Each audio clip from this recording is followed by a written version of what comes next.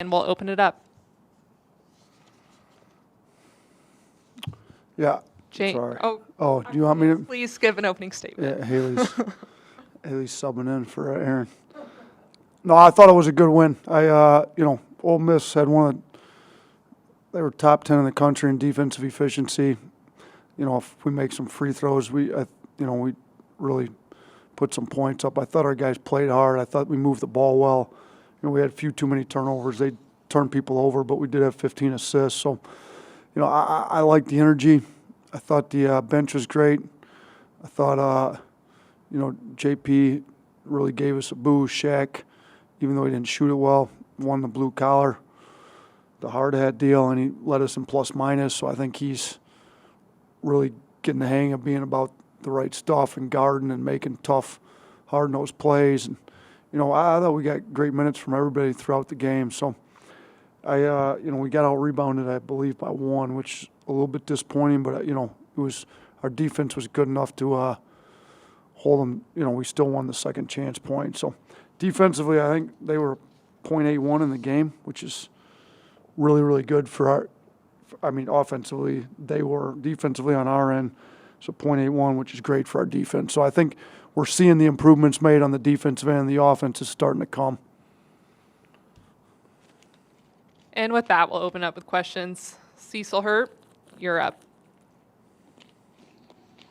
Coach, if someone had told you that Herb would play 9 minutes, what would you have thought of your chances? Very slim to none, to be honest with you, which is, that was the point I made with our team in the locker room after the game. For our defense to be at a .81 without arguably, I think he's top 5 defender in the country on the floor for 31 out of those 40 minutes. That speaks volumes to what the rest of our guys did defensively, how locked in we were, the job that our coaching staff's done. Coach Henry's running the defense. I think he's done an unbelievable job, and I think the guys have bought in that in order to be great, we've got a guard on that end. So I think that shows with Herb not playing the majority of the game tonight especially. And Tyler Martin, go ahead. Hey, Coach Oats, you mentioned the production. What did you saw out of Alex Reese tonight? I know the first half, he had the block, he had the putback dunk. It seemed like he was making a lot of muscle. Tyler, you're cutting in and out there. Do you mind repeating? I think, correct me if I'm wrong, you're asking about Alex Reese's production, especially in the first half? Yes. Yeah, no, I thought Reese was great. He was huge for us. We've been stressing the rebounding. He got to that offensive glass. He had the tip dunk. He threw the pass like right on the money for Petty to close the half out with the dunk Petty got against their 1-3-1 zone. I think Reese is really, and I've praised him I don't know how many times in front of the team. He's completely turned everything around. His attitude is great. He's all about the team. He volunteered to come off the bench at the beginning of the year to me. Like he's what you're looking for in a senior. And so, you pull for him to do well when he does those type of things, as a leader. So I was really happy for him, and he's a little bit banged up. We couldn't give him as many minutes as we wanted in the second half, but that 1-3 hit in the second half was huge too. Mike Rodak with the next question. Yeah, Nate, I think John Petty mentioned that the starting group kind of gave some energy at the start of the game, and he was fine with coming off the bench in that particular case. Is that something where you can see that lineup continuing, or is that more of a one-off thing with him and Quinterly coming off the bench? I don't know, to be honest with you. We really want a defensive lineup to start the game. We got to get stops. That start to the Furman game, we gave up 16 before the first media timeout was awful. Then you're climbing back the rest of the game. So we'll figure out. It might be one of those things where it changes every game. We did think, with the lineup that they had, like we liked. I thought Keon Ellis did a great job. Nobody talking about the job that Keon did, but Keon started out on Schuler. Schuler's their leading scorer. He had 8 points on 2 for 11 from the field. I thought Keon Ellis and the other guys that we ended up putting on him through the course of the game, Petty had his time on him too. I thought those guys did a really good job. So it helps to have some guards with size out there. But, offensively, we obviously were a lot better when Quinterly was in the game. I thought he was really good offensively. They had a hard time staying in front of him on the offensive end. Over to Charlie Potter. Yeah, hey coach, you said that JP gave you a boost and you really praised him in practice. Just how good was that to see after what happened? And is it fair to say that that's firmly in the past now?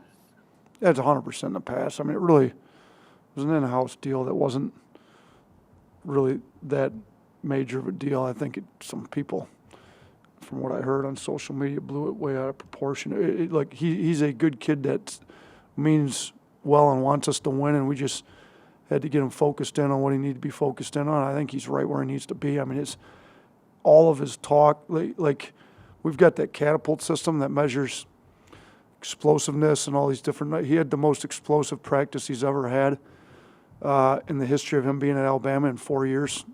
Yesterday, before the game, his 3 practices after Christmas were at the top. I mean, our trainer sent me the 3 practices after Christmas. The last 3 he was in before that. It was night and day. I mean, he's going hard. He's doing exactly what we want him to do. And he made shots. You know, he'd been struggling a little bit to shoot. You know, he goes 3 for 7 from 3. I think when guys are focused on their defensive assignments, just playing hard, just getting a win, to me, your shot making kind of takes care of itself on that stuff. So, I was really happy with his effort tonight. James Loonman, go ahead. Hey, Coach. I just want to talk to you. Obviously, you mentioned earlier the defense with Ole Miss.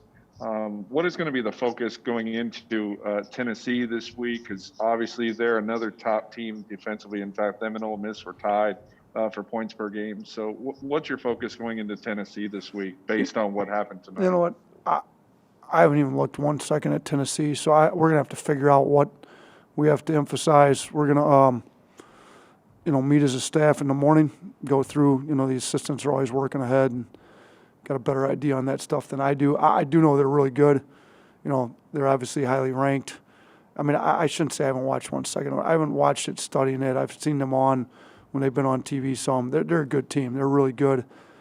Coach Barnes does an unbelievable job with them. I think their athleticisms, their size, it's caused fits. Our offense is going to have to be better. We're going to have to make free throws. We're going to, and our defense is going to have to be great again. So but we're looking forward to it. I mean, shoot, the SEC is a great league, and if you're going to try to compete for championships, you got to win road games against great teams. So we've got a good one this weekend for sure.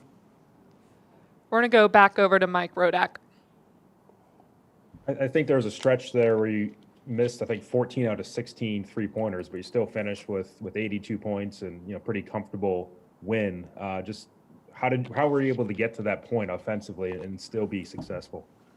Well, they get into you so much. Now, they turned us over 15 times, which they're one of the best teams in the country at turning people over. So I was a little disappointed with the number of turnovers, but they as much as they get into you and get into passing lanes and everything, they leave the floor wide open. So we were able to get in the paint. You look at what Cornerly did. He had 24 points on him. The 3 threes obviously helped, but, he was able to get in the paint kind of at will with how much they wanted to get into him. And then when you're going to deny passing lanes and we space the floor like we do, it's wide open for him to drive. So I thought he was making some pretty good reads. We had a lot of guys that missed some wide open shots. If we'd have hit those and make some free throws, this thing really could have, BJ's 3 there at the end put us over 80. I don't think we've lost and we've gotten over 80 yet this year. So it's nice to see us hit 80. But, Tennessee's going to – I got to figure out Tennessee guards. I spent a lot of time looking at how Ole Miss guarded. I thought we had a good game plan coming in. Obviously, Herb's charges didn't help. They did a great job helping over. We got to get that fixed and get him to pull up a little sooner before he runs somebody over. But I thought Quinterly stepped in and did a great job once he got in the game, though. Looks like all the questions we have. Thank you, everyone. All right. Have a good night, fellas.